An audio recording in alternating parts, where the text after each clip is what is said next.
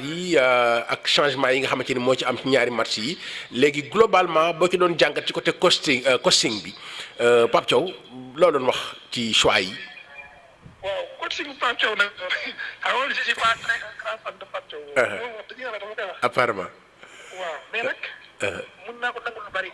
ok benn bi. mooy moom il a opté pour un jeu offensif. contrairement à Aliou Cissé. voilà te bizarrement comme ni ko waxee sànq benn bi la jël kon ça veut dire que c'est pas mal boo attaqué rek. mais sëñ Maodo taxawal foofu. nga ni c'est un entraîneur qui opte pour l'offensif. oui te statistiques yi dafa wane ni que il encaisse moins de buts.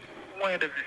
ah loolu yaakaar la de. am na benn waay bu doon naan la meilleure façon d'attaquer c'est la meilleure façon de défendre c'est d'attaquer. c'est d'attaquer oui.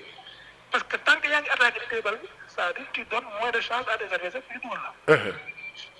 te moom gëm na loolu. et dans ces compositions da ngay sant bi kii. attaque parce que démb boo tegee Gana Gueye teg Pape Sarr teg Lamine Camara. mu leer na yow Gana rek moo nekk suuf défensivement moo la mën a fudal lu bare. ça veut dire que kon yow ci gëm nga offensif. oui. mun a dugal ku mel ni Pathé Ciss. oui. wala mu teel koo dugal. mais wala mu woo ñeneen joueurs yoo xam ne ñoo gën a défensif. day wane rek ni que moom attaquant bu kii entraîneur bu gëm attaque la quoi newul contrairement ak Aliou Cissé.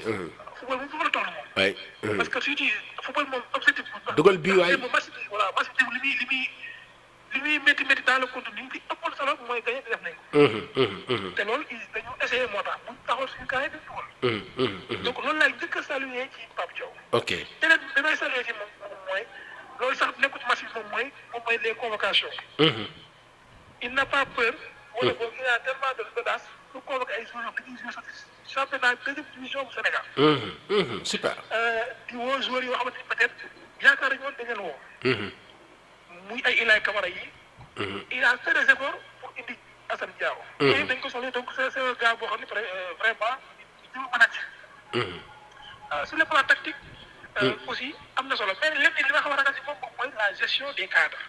ok mais oui ma sëñ Modou li nga fi jot a waxagul yëpp de dafa mel ni que am na une note au-dessus de la moyenne bu fekkee ni que il convoque bien il n'a pas peur de laisser benn joueur boo xamante ni dañuy jàppee boom cadre te il n'a pas peur mu jël benn joueur bu nekk deuxième division championnat Sénégal ba pare boole ci c'est un entraîneur boo xamante ni nii il opte sur l'offensive ba pare boole ci il encaisse moins de buts.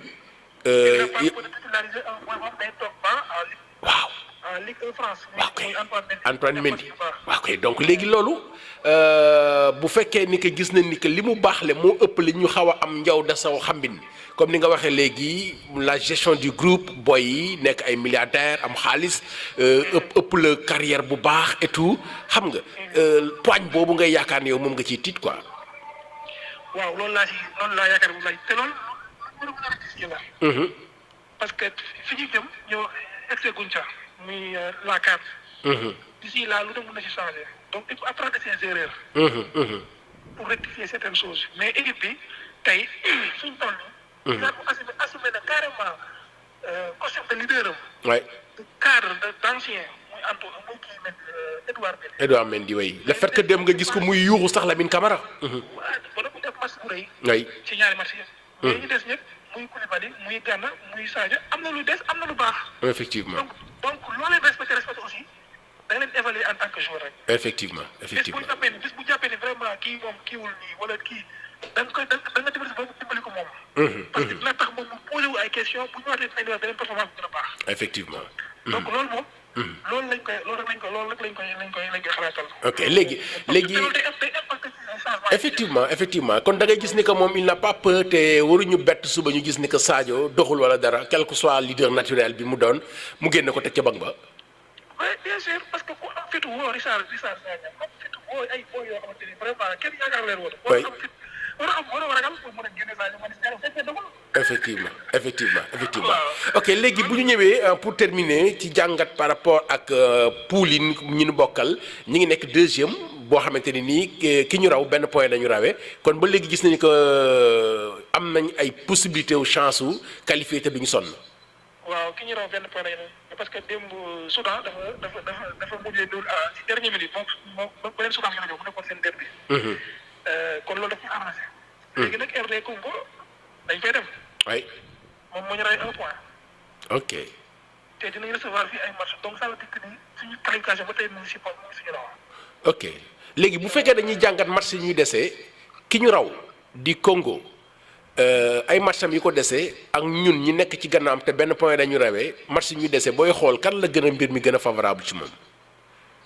waaw waaw adversaire moom daanaka benn problème bi moom mooy li ngay est-ce que li ngay recevoir wala ngay nekk. mooy ëpp.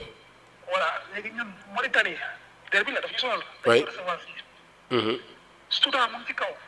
am na niveau bu baax moo nekk par exemple moo nekk deuxième. non troisième. moo nekk troisième dañ ko recevoir. léegi moo ci boobu nga xam ne c'est un adversaire direct. muy Congo. dañuy dem dëkkam. waaw. comme ça di que ñun am nañ lépp parce que boo ko dooree yow di nga gagné 3 points moom perte 3 points. ba pare boole ci mën naa defaat beneen faux pas aussi.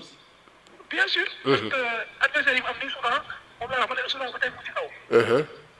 léegi ñun avantage bi ci am dama xamul nag moom souvent moom moo koy fekk ci wala souvent ko recevoir loolu ne décidément leer mais ñun ñooy jël Soudan fii donc ça veut dire que am nañ des chances pour gagner Soudan. te loolu aussi daf ñuy jàppale ci xeex bi ñuy xeex ak Congo. te Soudan jàpp c'est pas une équipe à négliger man gëm naa ne dina créer beneen surprise soit mu doon Congo wala mu doon Togo. mais en tout cas équipe la boo xamante ni amul benn complexe pour jouer équipe mag yi. ok. voilà donc jàpp naa ne suñu final du groupe bi moom mooy dem nañu war a dem ak Congo. ak Congo incha allah mois de juin. dañuy dem foofu. mu nekk match boobu dañoo def tout. décisif oui effectivement ok donc téye naa la lu